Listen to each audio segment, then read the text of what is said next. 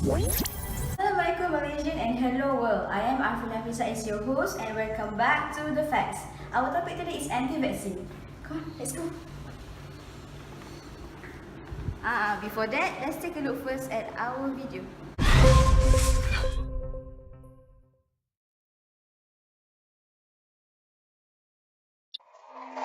Vaccines have been called the greatest public health achievement of the past century, but they're actually a rather old idea. 1,000 years ago, physicians practiced variolation to fight smallpox.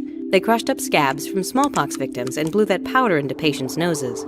After a mild illness, these patients developed immunity.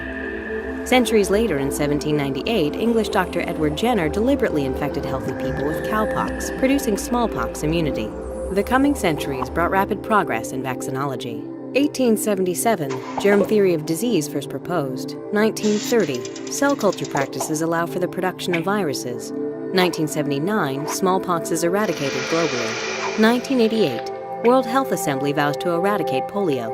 Globally, the number of polio cases decreases from 350,000 to just 187 in 2012. 2005, the CDC announces rubella is no longer endemic in the US, and the list goes on. But how effective are vaccines? Well, remember Edward Jenner, who infected people with cowpox? He's credited with saving over 530 million lives with his smallpox vaccine. The secret behind vaccinology is basic trickery. Vaccines contain a weakened bacterium or virus that mimics natural infection, triggering an immune response from the body.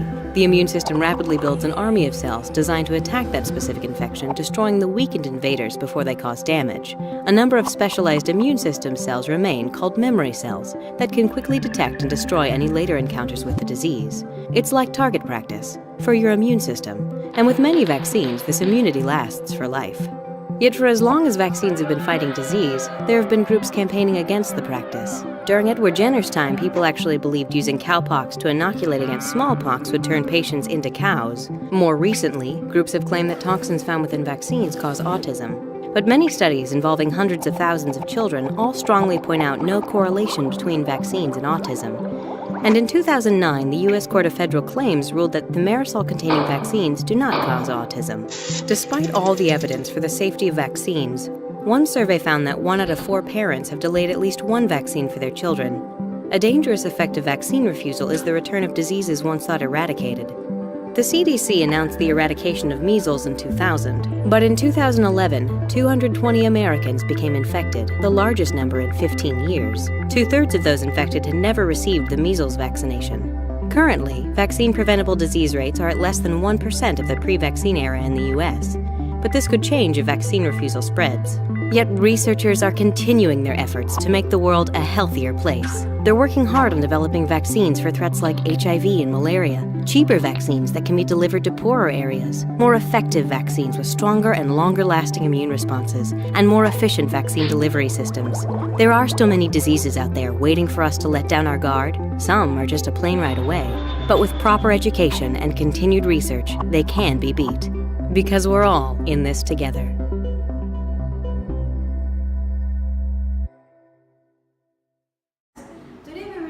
About anti-vaccine. Malaysians recently have been very concerned about vaccination. Since the 1950s, Malaysia has been giving free immunization vaccine injection to children through the National Children's Immunization Program. However, the Muslim community in Malaysia lately shocked by the news that's linked to diphtheria. The emergence of this disease is due to the attitude of some parents who reject free vaccination. This reluctance is related to the excuse that vaccines contain non-halal ingredients. Today we have prepared something special. We will be having a special guest to discuss a very serious topic, vaccination based on Islamic perspective.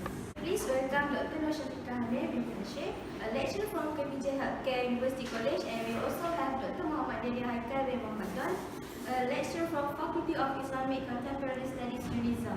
Welcome to The Facts, Dr. SYAFIEKA and Dr. Daniel. We're going to start with Dr. SYAFIEKA first. According to the Ministry of Health records, the number of cases of parents rejecting vaccination had increased from 470 cases in 2013 to 1,292 in 2014.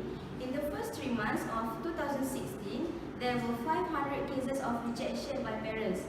So, what is the factor of the refusal and hesitancy on vaccination? In Malaysia, it was due to the misconception of parents towards the use of vaccines. It is viral on social media with news claiming that the vaccine is a plot to weaken Muslims, reinforcing the suspicion, even suggests that vaccines are tests intended to transmit disease to non-Western communities. Such belief gained more traction when a celebrity singer with a huge following in Malaysia openly declared his support for an anti-vaccination stance. Besides, parents also believe that vaccines are contaminated with DNA from pigs, making the vaccines more permissible or haram for Muslim families. Likewise, they claim there have not been any halal certified vaccines available globally. In Muslim majority countries such as Malaysia, studies have found that the halal status of vaccine is the most vital factor in considering whether to accept it or not. So, the reason of this is due to the attitude of some parents who reject free vaccination. All allegations in this regard are simply doubts with the concrete proof to validate them. Let's go to Dr. Daniel for the response. Is vaccination permissible? And what is your opinion about the arguments to the permissibility? Well, according to the Sharia law, in case of darurat, they may become harus because in certain times where there are no halal sources or option in treating the disease, it is permissible to use another sources.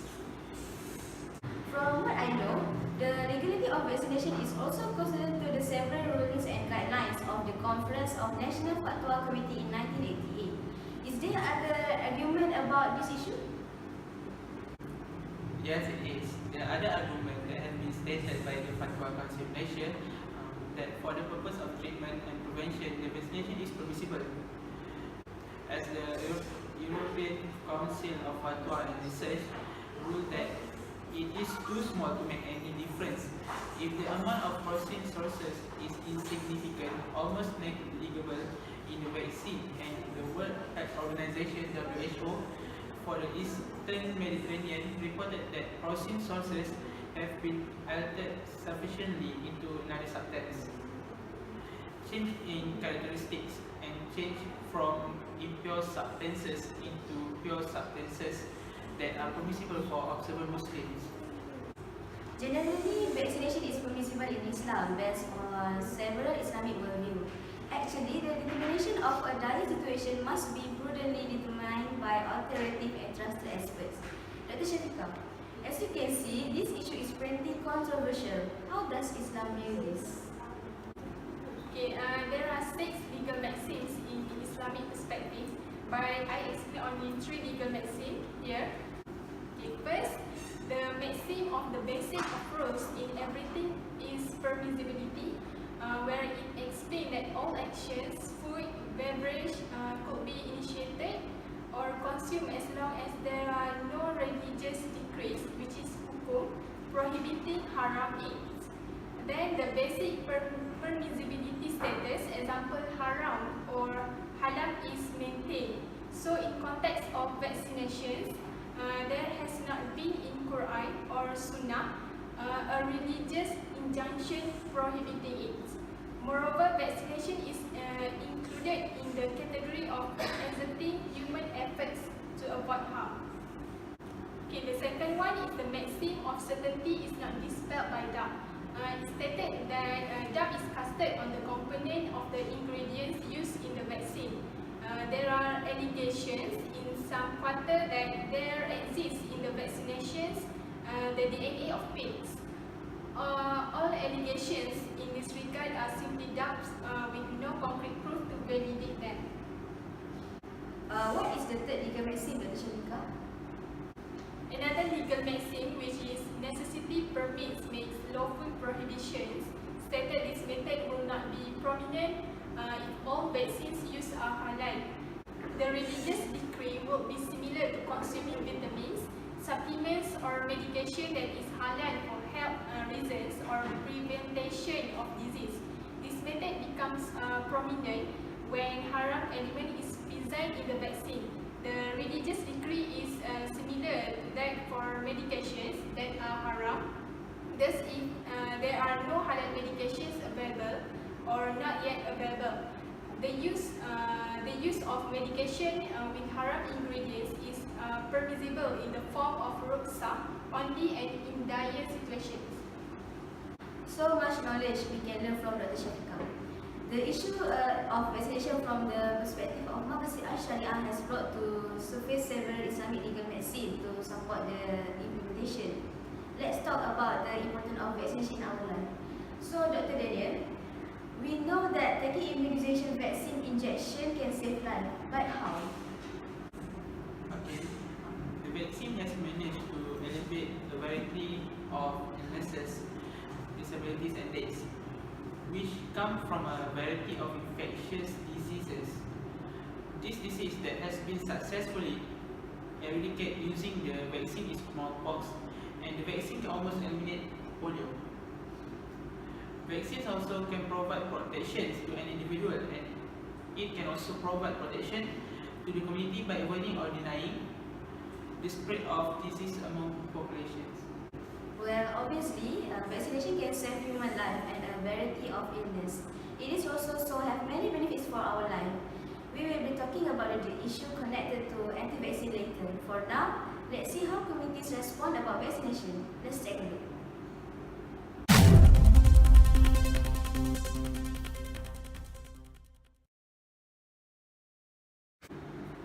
Vaccines, I think that was what is trending right now, which was issued by the MOHD, is it? And what I understand about the vaccine, it is about the injection, which is good for health, and yeah, the injection will baby. That's what I understand about the vaccine. Okay, for me, vaccines is a product that protect people against serious and potentially deadly disease. Unlike most medicines that treat or cure diseases, vaccines can prevent them. Vaccines are products that produce immunity to a specific disease. Most vaccines are given by injection, but some are given by orally or mouth, or necessarily spread into the nose. After we see some of the clips, vaccination is actually permissible in Islamic perspective. It is really important and it can save human life. So as parents, it is your responsibility to get a vaccination injection for your children. Thank you for enlightening us about vaccination based on Islamic perspective and the issue connected with it. Do you have any last words about vaccine to the audience? Okay, I can say that vaccination is permissible and it must for every kind of people, and no issue to argue because the halal status of vaccine already stated, whether in terms of Sharia law or Fatwa Council and even the Islamic legal medicines already explained one by one, according the permissibility of vaccination. So I think parents should start to accept the vaccination and do not make any refusal. Let me tell you, do not believe what social media say and do not judge about something without doing any research. Thank you. I encourage all of you at home to think about this discussion. Thank you for being here with us, Dr. SYAFIEKA and Dr. Daniel. I hope all of you enjoy and have a great day. Thanks for watching and see you next time on The Facts. Bye. Bye.